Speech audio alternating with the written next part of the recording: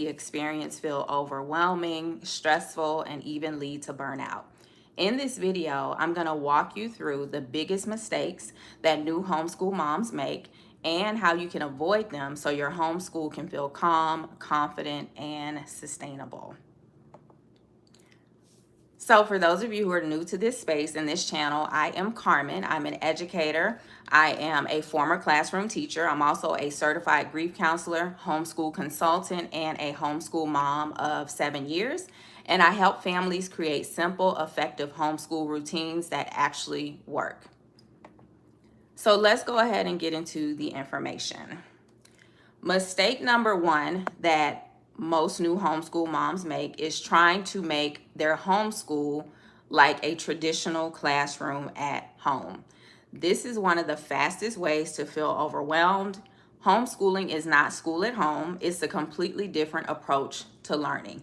Now, I will say as a caveat that school at home is one of the homeschool models or styles that some people like to implement into their home. However, if you are not an experienced teacher, if you don't have background in education, I wouldn't recommend trying to replicate the traditional classroom at home.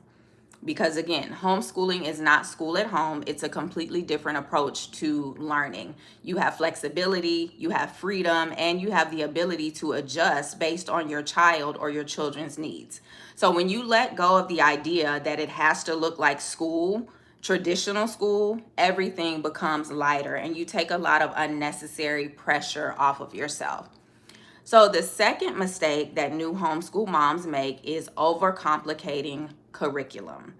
Buying multiple curriculum programs, trying to cover everything, and constantly second guessing your choices. Remember, you're just starting out, so give yourself lots of grace. You don't have to have everything all figured out. You don't have to have it perfect. This is your first time at homeschooling, so don't try to overwhelm yourself with trying to pick all of these different curriculums and do all the things, because this will create confusion for you and your child.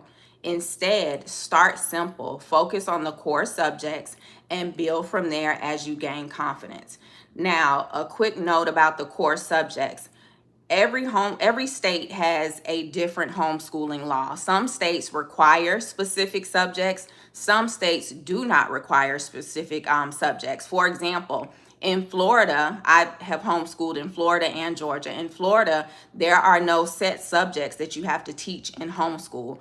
Florida is a very a very free state when it comes to homeschool and when it comes to lots of other things. I am from Miami, Florida. So in Florida, there are no set subjects that you have to teach. In Georgia, you have to teach the core subjects: math, language arts, science, and social studies. So based on your state, just focus on the core subjects. If you don't have any required subjects, you still may want to focus on the basic subjects that people need in real life, like language arts, reading, writing, and math.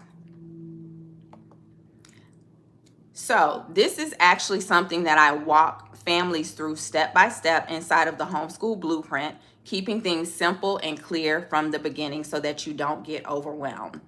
Now, mistake number 3 is not considering your child's learning style. Okay, everyone has different learning styles. Even as adults, we have different learning styles. Some of us are visual. I am a visual learner. I remember information and I see it in my head.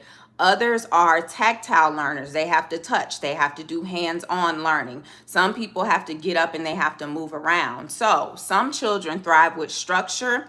Others need flexibility. Some are visual, like myself, some are hands-on, and some need more time. So when your approach doesn't match your child's learning style, learning can feel frustrating for both you and your child. And that's the last thing that you want to do, especially as a new homeschool mom and even as a veteran homeschool mom. You don't want to frustrate your child. You don't want to be frustrated, because then the experience just becomes not good for everybody involved. But when it aligns, things begin to flow much more naturally. So the fourth mistake is either having no structure at all, you're just kind of winging it every day, or trying to follow a rigid schedule that doesn't fit your life.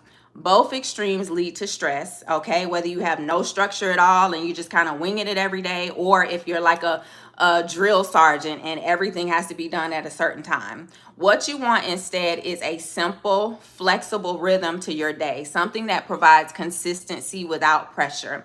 When I first started homeschooling 7 years ago, because I was accustomed to a traditional classroom, although I hadn't been in the classroom for many years when I started homeschooling, I had a set schedule for our day. Like I literally from 8:30 to 9 o'clock, we would do homeschool Bible study. From 9 to 10, we would do math. From 10 to 11, language arts. And I had the schedule on the walls in our home because I put up lots of print rich information, the alphabet, number line, all that stuff. So I had the schedule along with the times. We started doing that and then it became overwhelming. It was almost like suffocating. So what I did was I took the specific times off of there and I just put 30 minutes next to Bible study. Like we're going to spend 30 minutes on Bible study. We're going to spend 45 minutes to an hour on math, 45 minutes to an hour on language arts. And that loosened up the reins for us. Now, 7 years in the game, we know that, and we're on a summer schedule right now. We know that, okay, at 10 o'clock, we're going to do our summer schedule, which is from 10 to 12. So you have to give yourself breathing room, but you also don't just want to wing it because children, especially when they're younger, they thrive off of having a routine and knowing what's going to come next. So you don't want to start your homeschool off with like, oh, we're just doing whatever, but then you don't want to be too strict as well. And the final mistake is lack of confidence, okay? I talked about this on my last video, shifting your mindset to homeschool. You're gonna have a lot of people around you that are not going to agree with your decision to homeschool. You're gonna see a lot of people online that don't agree with homeschooling despite the current state of public schools right now.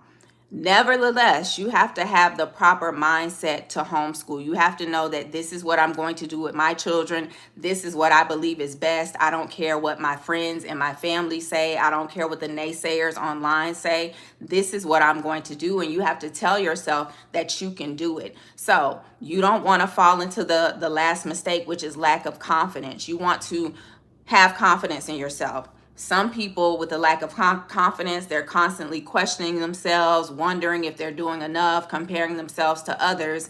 And this can quietly affect your entire homeschool experience. But confidence comes from clarity, and clarity comes from having a plan. So if you feel like you need more clarity, that's exactly why I created the Homeschool Blueprint. It walks you through step by step, starting homeschool, getting into a routine, having the proper mindset, curriculum, and everything in between so that you're not trying to figure things out on your own. And if you want more personalized support, I do offer one-on-one homeschool clarity sessions where we can talk through specific situations. I can answer any questions you have. I can put your mind at ease, and we can create a homeschool plan and vision that works for your family. So homeschooling, I just want to leave you with this before I close out. Homeschooling does not have to be overwhelming. When you avoid these common mistakes, like I just named in the previous statements, and you keep things simple, it can actually become a calm, connected, and meaningful experience for both you, your child, your children, and your household. Now, if this video helped you, make sure that you're subscribed so that when I go live, you'll get the notifications, and also you'll be able to see different information that may help you along your journey. And I'll see you in the next video. And thank you so much for hanging out with me live, and thank you to those of you who will catch this on the replay. Cheers to harmonious homeschooling. Carmen Andrea of homeschoolwithcarmen.com.